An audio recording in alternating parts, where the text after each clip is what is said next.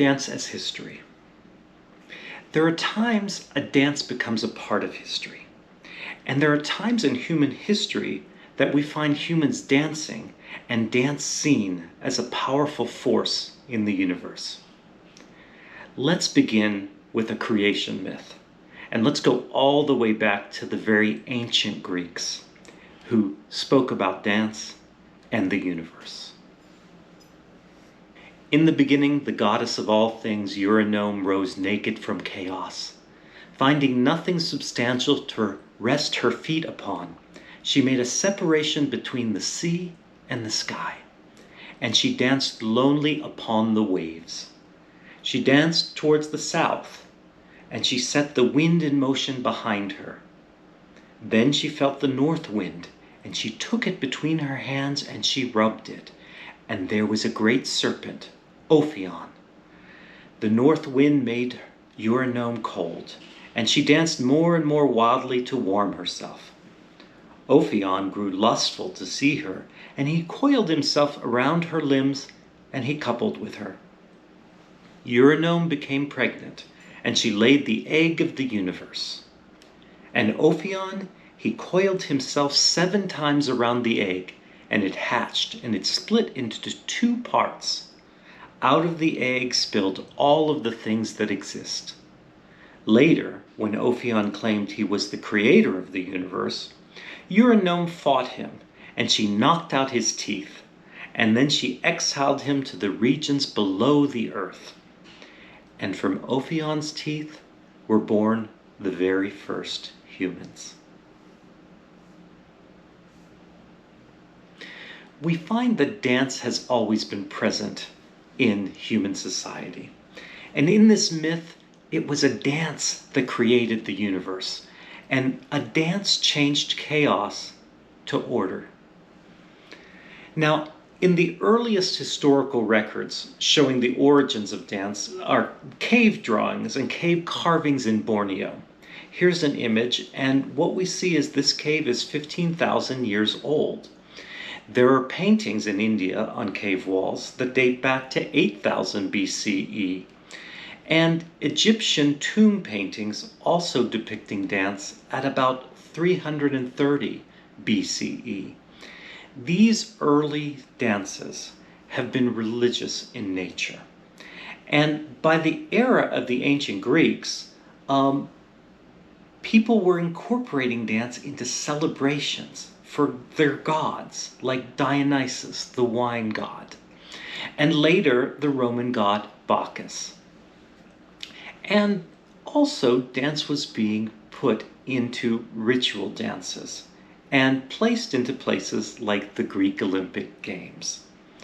So in addition, early people, they danced for enjoyment, and they danced for seduction, and they also danced for entertainment. And we still find those kinds of dancing existing today. Now, I like to show you this Greek, this is called a lykthos. This shape is a Greek lykthos, meaning it was used to store something precious like oil, like especially olive oil, something that was hard to come by at the time.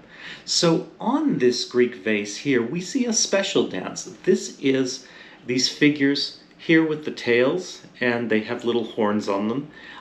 These are Greek satyrs. So they are half human, half man, half goat. And they're special in a way, and they have a special dance. And we'll talk about that when we get to the dances of ancient Greek times. So this is an artifact that's in my house, and it dates to 500 BC, before the Common Era, 500 BC. So we find remnants, even though we don't know the dances of that time. Here we have an object from that time that shows us one of the dances. So it becomes a clue into that past time.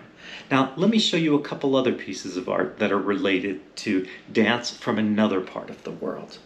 So here we have 2 Mexican dance masks. These are ritual dance masks, and you can see that what these depict, these masks, they're talking about the time and the colonization of Mexico by the Spaniards. So here we have this pre-colonial time. I love this figure because you can see by pulling the string, his little eyes move.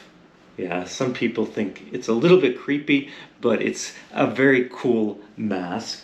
And here we have another mask where you actually see that the mouth moves slightly as well. But again, talking about that colonization, and the story is told through dance as a dance ritual. We'll look at that a little in our next module. Yeah, and sometimes there are dance masks from Mexico that are animal dance masks, where we're appreciating, this is a jaguar, we're appreciating the movements and respecting the animal in its place in our society and what it can tell us. So we notice that a dance can have a historical element to it, and it can give us a window into the past and a window into who the people of the past were. Yeah, so much of what we know about the ancient Greeks, we know from the artifacts that they left behind. Now, in our video about what is a dance, we said that dance was a dynamic form. It was like a waterfall, and when it was over, it disappears. So the Seder dance disappeared at the time too, but we see that people were able to capture an image from it and keep it, much like we keep photos as well today. Behind me, I have two photos of Eric Hawkins and Martha Graham. And so what we see is in these pictures, they tell us some about the choreography of Martha Graham in 1944. So it tells us a very specific thing about the dances. It tells us about the people, and it tells us about that era of time also. And this is what we happened here on our little Greek lithos, which we'll study some more, is the pottery.